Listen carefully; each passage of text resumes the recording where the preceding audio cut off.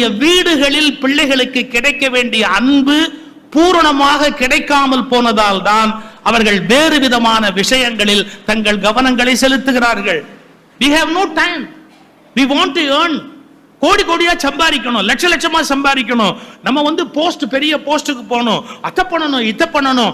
என்னென்னமோ பேரண்ட்ஸுக்கு மைண்ட் முழுக்க எங்கேயோ போயிடுச்சு.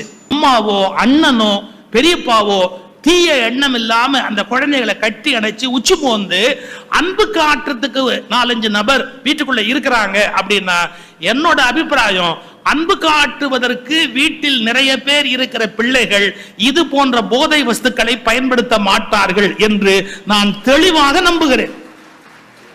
ஏன் தெரியுங்களா? அன்பு கொடுக்கக்கூடிய சுகத்தை எந்த போதை வஸ்துவும் கொடுக்காது. ஒரு உண்மையான அன்பு கொடுக்கக்கூடிய ஒரு சுகம் இருக்கு பாத்தீங்களா?